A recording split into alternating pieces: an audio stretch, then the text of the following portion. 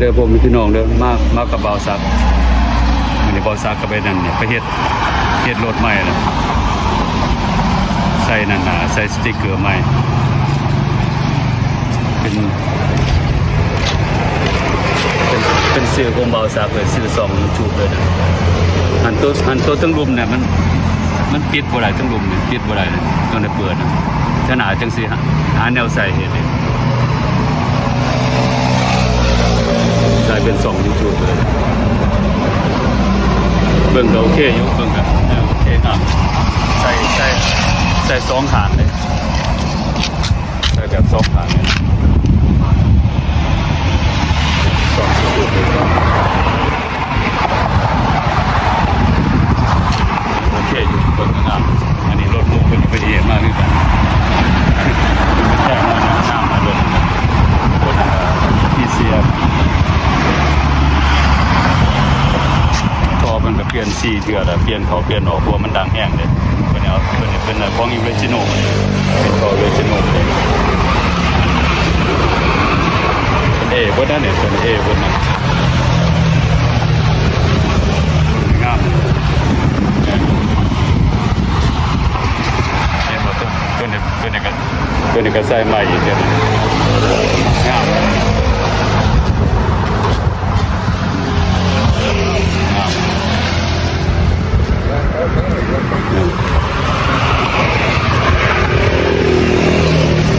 ผู้ใดเห็นกระหมักได้พันกินไปกินมากผู้ใดเห็นกระหมักนี่เลยบางสักก็ไม่ได้ใส่แต่สติ๊กเกอร์สิหรอกคิดแต่สติ๊กเกอร์สิตัวนี้กันเขาเฮ็ดให้ใส่มือเฮ็ดแล้วนะเขาเฮ็ดให้กับประมาณนั้นเท่าได้ราคากับประมาณนั้น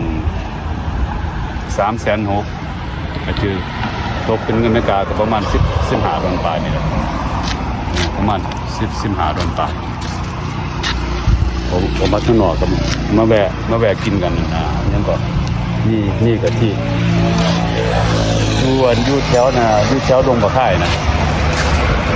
แล้วมีกะทิที่กายมาหลายเทื่อแล้วบ่ได้มาลองชิม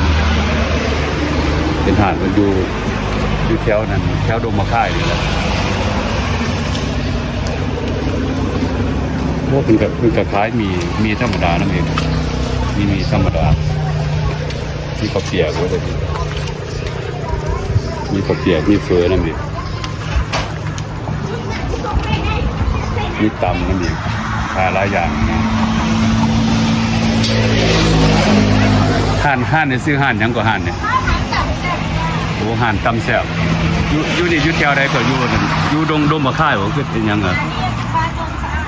โอ้ยังเป็นบ้านโน่นสาดอยู่เนาะ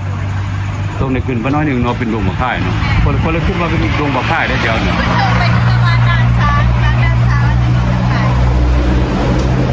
โน่นสาดเนี่ยไปสุดใส่เนี่ย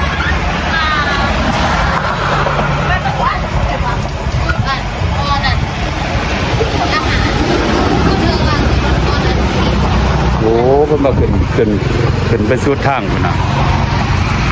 ขึ้นไปสุดทางก็เป็นอันยังก็ร้านสร้างก็ต่อกันมาแวะกินนี่ก็ที่กายไปกายมาหลายเทื่อแล้วเพิ่นเห็นว่าโอ้อยากกินแล้วตัวสองหากินก็ยากเด้สองหากินก็ยากนี่ก็ที่สองหายากอยู่เนี่ยเพิ่นว่ายังเป็นอันบ้านโน่นสาดเป็นบ้านโน่นสาดเดี๋ยวนี้ก็เป็นเวลาประมาณนั้นประมาณ4 โมงปลายนี่แหละรถก็หลายเดี๋ยวนี้คนก็เลิกเวียกได้เลิกงานเลย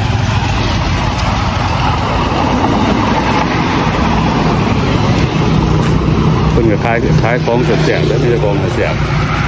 ที่กายมาหลายเทื่อแล้วบ่ได้มาแวะเป็นเห็นอยู่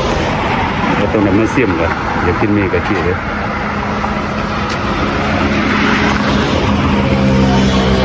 ผู้ใดกล้าไปกับบ้านก็มาสนับสนุนอาหารมันก็เป็นสิละอาหารวิดาจำแสบเนี่ยจะไม่เสียอาหารวันนี้เดิมๆเป็นกระชายน้ำปั่นคลายหลายอย่างครับ ถ้าเบิ่งหน้าตามีกะทิสิเป็นจังไดเด้อถ้าเบิ่งเด็กหน้าตามีกะทิก็เป็นจังซี่แหละมีตีนไก่มีเลือดมีลูกศิษย์หากินยากเลยสิ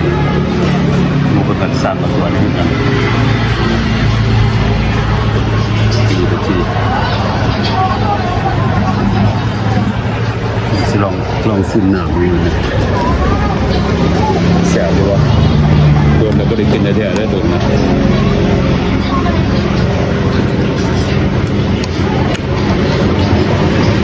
จะแซ่บเลยแต่มากกับปลาตัวนี้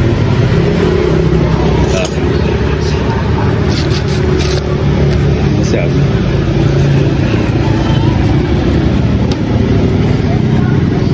เอาตัวงอใส่มือกินแบบนี้สิลูกมีบางหน้าไว้กับโนเล่มเหมือนนะ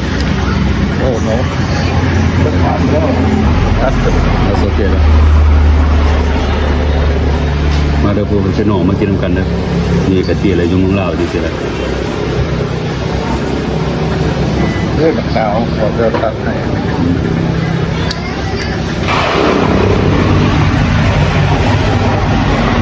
นี่กะทินี่ก็เบิ้ลละบอสากินเบิ้ลละตัวใหญ่อยู่ตัวนึงก็คือตัว40,000 กีบ40,000 กีบก็คือเป็นตัวละ200แซ่บแล้วโดนมากินได้หนึ่งแซ่บห่านก็จะไก่ตามม้วนทางกันสิละห่านไก่ตามม้วนทางก็ยังอยู่เขตโน่นบ้านโน่นสะอาดอยู่แถวนี้ก็ยังเป็นบ้านโน่นสะอาดอยู่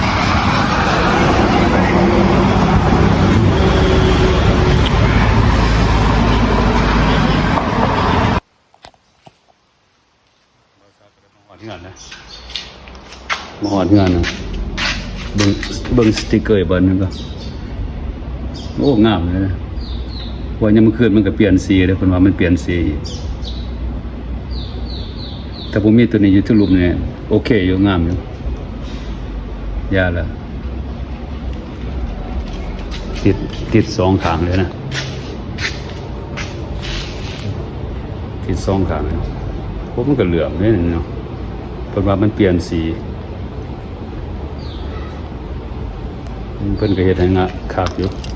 ใส่เวลาเกินโดนเตือหรือเพิ่นเฮ็ดนี่สร้างเพิ่นตอนนั้นสร้างเพิ่นตะวันเสาร์พุ่นน่ะก็ไปเบิ่งลักกี้มันเป็นจังได๋ลักกี้ก็ดีขึ้นแล้วเด้ลักกี้นี่ตัวสีดาเพิ่น2 เข็มในมื้อนั้นน่ะมือเพิ่นถึงเจ็บเข้าไปลักกี้เข้าไปเฮ็ดยังลักกี้แม่ยังมาหอดให้แม่ยังแม่ยังก็มึงอ่ะเป็นหมยางเลยเบิดอีกแล้วถึงมื้อนึงให้3-4 เทื่อ5 เทื่อนะเบิดอีกแล้วมันดีกันแล้วเนี่ยตัวใหญ่ขนาดนั้นเรากินมันตัวน้อยนี่แต่เก่งเริ่มกินนะ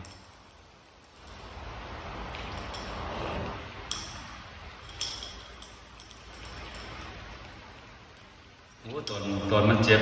มันติ่งบ่ได้นะไปใส่ธรรมดามันย่างก็ย่างตามเห็นกินข้าวมันกระโดดใส่รถบ่ได้ตอนมันเจ็บมันมีแต่นอนซื่อมีแต่ตานั่นเลือกเบิ่งซื่อๆนะมันติ่งบ่ได้มันเจ็บหลายเฮ็ดหยังล่ะพี่ฮะเฮ็ดหยังล่ะพี่ฮะเฮ็ดหยังล่ะพี่นี่สิแล้วมันเห็นแล้วมันก็มากอดเลยเดี๋ยวมันเห็นแล้วมากอดเลยนะโฟกัสเลยโฟกัสบอสกันซื้อนะมองมันนอนฮะเขาไปเล่นนี่ลักกี้เขาไปนอนนะ เขาไปนอนนะเขาไปนอนเขาไปเล่นเอาเนี่ยโบกัสแล้วกี่โบกัสเขาไปนอนเลยแม่ยังเดินนะโบเล่นแล้วกี่โบโดดขึ้นลงมันเสือมันสิขาดเนี่ยลงเสือมันสิขาดเนี่ยโบเล่นโอเคเบาซักกับขอบใจหลายๆเรื่องเขามากับคนหลายก็แซ่เบาซักกันขอบใจหลายๆ